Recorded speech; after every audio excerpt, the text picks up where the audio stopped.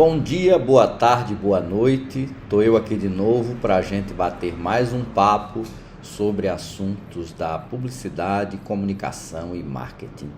E hoje eu quero falar sobre um tema que muita gente se pergunta: mentiras ganham eleições? Infelizmente, em alguns casos, as mentiras são vitoriosas.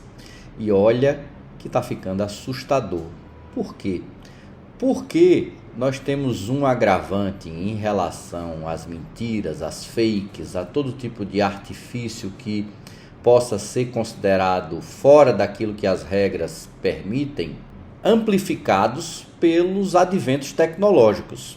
Antes, para você conseguir propagar uma mentira, o tempo de propagação e a forma como essa mentira seria propagada eram completamente diferentes. Inclusive, neste percurso, pela forma como se dava, você tinha também um processo de deturpação e às vezes a mentira começava de um jeito e terminava de outro, que não necessariamente aquele que inicialmente foi lançado.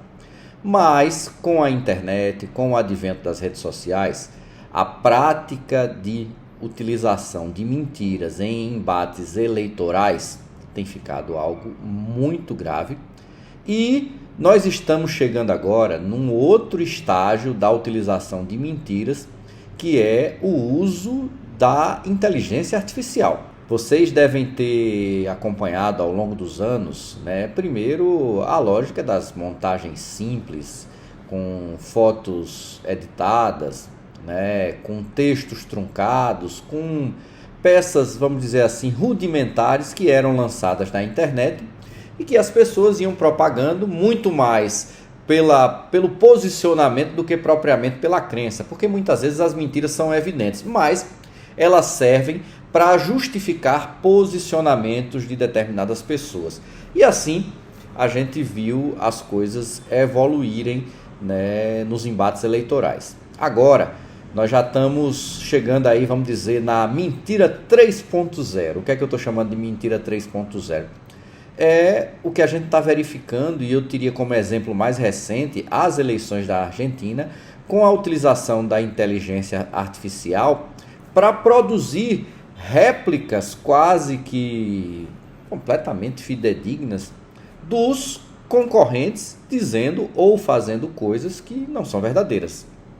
Acho que vocês lembram que estes embates, envolvendo o uso de fake news, eles amplificaram vamos colocar aqui, da primeira eleição do Donald Trump para cá.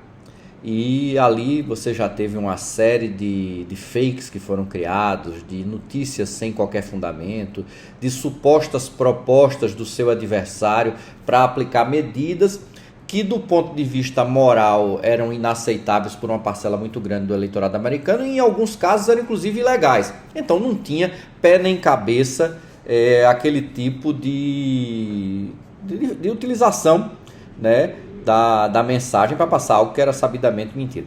No Brasil, eu diria que 2018, com a eleição presidencial, o embate que nós tivemos entre Bolsonaro e Haddad, foi um marco na utilização das mentiras, de robôs, de artifícios digitais de maneira sistemática.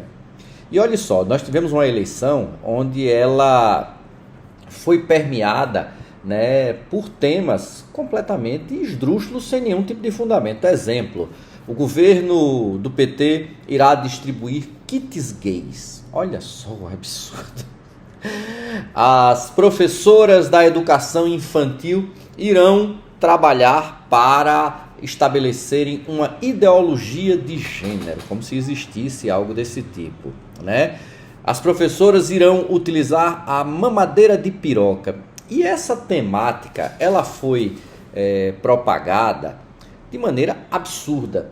Porém, existem outros fatores que contribuem para que esse tipo de mensagem sabidamente mentirosa, porque qualquer pessoa com o mínimo de juízo vai pensar, já imaginou todas as professoras do Brasil com a mamadeirazinha de piroca ensinando crianças de colo ou crianças pequenas que não conseguem sequer falar direito a utilizá-las como uma forma de induzi-las a qualquer tipo de prática sexual? Pelo amor de Deus, Mas a narrativa surtiu efeito, primeiro porque ela servia como argumento, mesmo que absurdo, para aquelas pessoas que eram contra PT por ser contra o PT. Então precisavam de motivos extremados para justificar isso, mediante um candidato que talvez não tivesse motivos muito nobres para eles dizerem que votavam nele, que era o caso do Bolsonaro. Então, o absurdo, ele acaba sendo conveniente. O outro ponto que precisa se estabelecer é que esta narrativa que foi plantada pelo bolsonarismo em 2018, ela acabou pautando o debate para além das falas do Bolsonaro. Por quê? Porque tanto o candidato opositor, o Haddad, e alguns outros de menor relevância fizeram o contraponto a Bolsonaro, como, pasmem, a imprensa transformou isso em pauta, ao ponto do principal telejornal no Brasil, o Jornal Nacional, na sabatina com Bolsonaro, tratar basicamente de questões deste âmbito, deixando de fora questões econômicas e sociais que seriam os verdadeiros debates necessários numa eleição presidencial. Você teve o absurdo do Bolsonaro entrar e sair falando só das fakes que lhe convém. E não caberia àquele jornalismo estar naquele momento fazendo esse tipo de enfrentamento. Por quê? Primeiro, porque era mentira. Segundo, que a discussão deveria ser pautada em outros termos e sobre outros assuntos. Então, o que é que eu estou querendo colocar? Além da mentira plantada, que é difícil, quem acredita nisso, você convencer que não é verdade. Por quê? Porque tem um problema de dissonância cognitiva, de discernimento e muitas vezes de falta de caráter mesmo.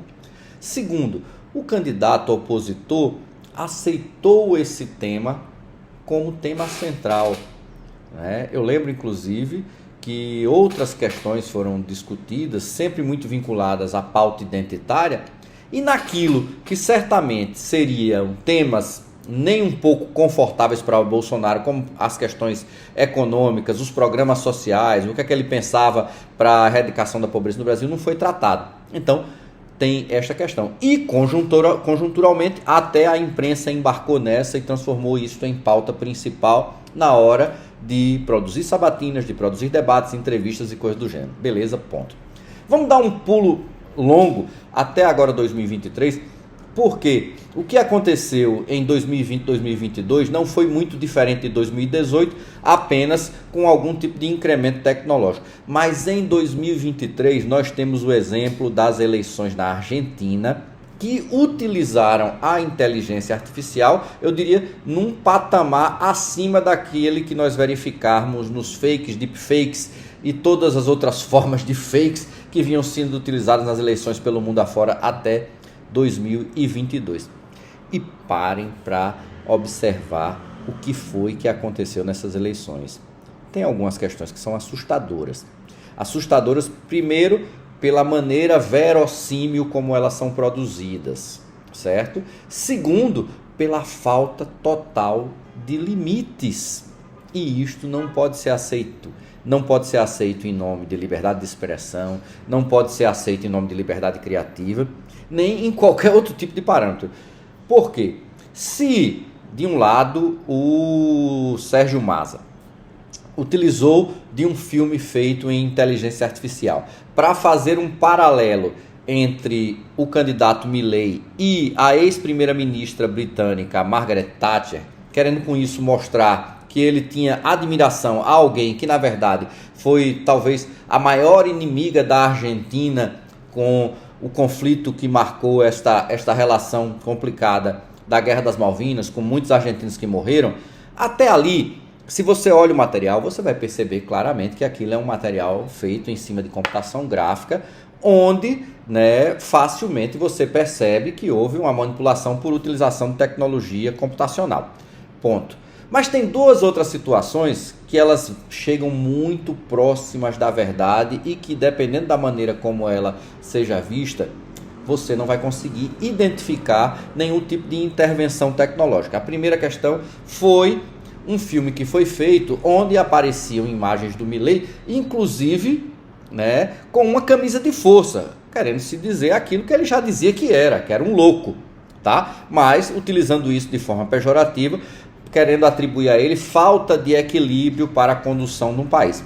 Eu acho, inclusive, que a peça não é muito feliz porque o próprio Milei resolveu utilizar esta roupagem e essa temática como quem diz assim, para dar jeito nisso aqui, só um doido.